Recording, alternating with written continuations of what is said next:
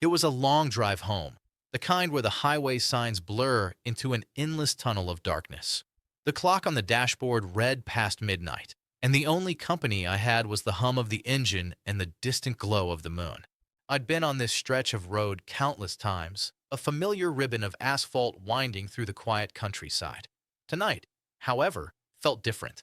A subtle unease began to prickle at the back of my neck. Then I saw it. A light, high in the sky, far brighter than any star or plane. It wasn't moving like an aircraft. It was too steady, too silent, a perfect, unblinking orb of white against the black canvas. My first thought was a drone, maybe a helicopter, but there was no sound, no rotor wash, just an eerie stillness. I slowed down, squinting, trying to make sense of what I was seeing. As I watched, the light began to move, not drifting, but shifting with an impossible precision, a smooth, deliberate glide that defied any known aerodynamics. It was coming closer.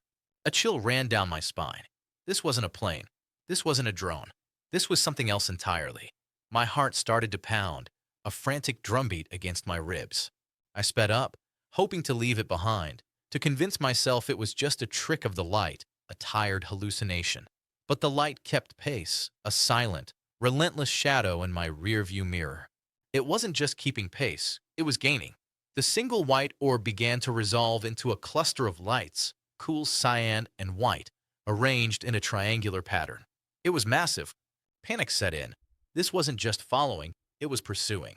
I floored the accelerator, the engine roaring in protest as the speedometer climbed higher and higher. The road ahead was a blur, the trees on either side whipping past like ghostly sentinels. But no matter how fast I drove, the lights behind me remained, a terrifying beacon of the unknown. I swerved onto a dirt track, hoping the sudden turn would throw it off. Dust billowed behind me, momentarily obscuring the view, but when it cleared, the lights were still there, perfectly mirroring my maneuver. It was like it knew my every move, anticipating my evasions before I even made them. The silence of its pursuit was the most terrifying part. No engine, no wind, just the hum of my own car and my ragged breathing. I tried another turn, then another, weaving through the labyrinth of backroads I knew so well. Each time, the triangular craft followed, its lights pulsing with an almost predatory rhythm. The cool cyan and white lights now seemed to be scanning the ground, beams of light occasionally sweeping across the fields and trees, as if searching for something, or perhaps just observing. My hands were slick with sweat, my knuckles white on the steering wheel. Every fiber of my being screamed to stop, to hide, but some primal instinct kept me pushing forward, desperate to escape. The sheer audacity of it, this silent, massive object from who knows where, playing cat and mouse with my car on a deserted country road. It felt surreal, a nightmare unfolding in vivid detail. I glanced at the passenger seat, half expecting to see someone else, to share this impossible moment. But I was alone, utterly alone, with only the pursuing lights for company. The thought crossed my mind. What if it wasn't just following? What if it wanted to stop me? What if it wanted to take me? The fear was paralyzing, yet I couldn't stop driving. I pushed the car to its absolute limit, the engine screaming, the tires barely gripping the gravel. The lights, however, remained effortlessly close, a silent, mocking presence.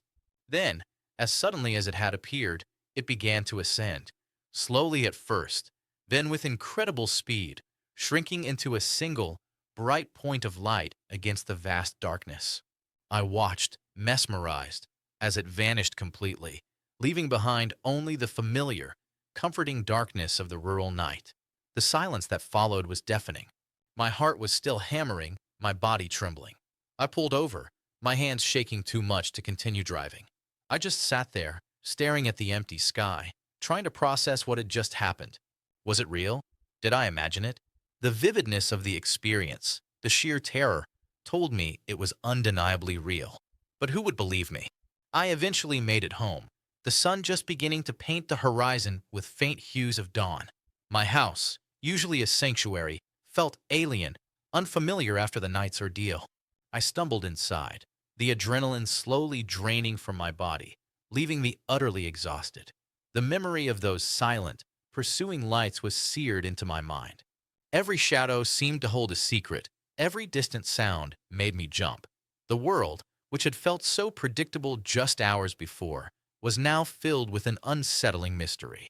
I tried to rationalize it, to find a logical explanation. A military exercise? A new experimental aircraft? But none of it fit the impossible movements, the absolute silence. The experience left an indelible mark, a permanent shift in my perception of reality. The night sky, once a source of comfort, now held a new, profound sense of wonder and dread.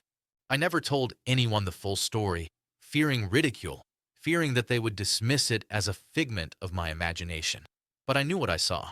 And sometimes, late at night, when I'm driving on a deserted road, I still glance in my rearview mirror, half expecting to see those silent, pursuing lights once more.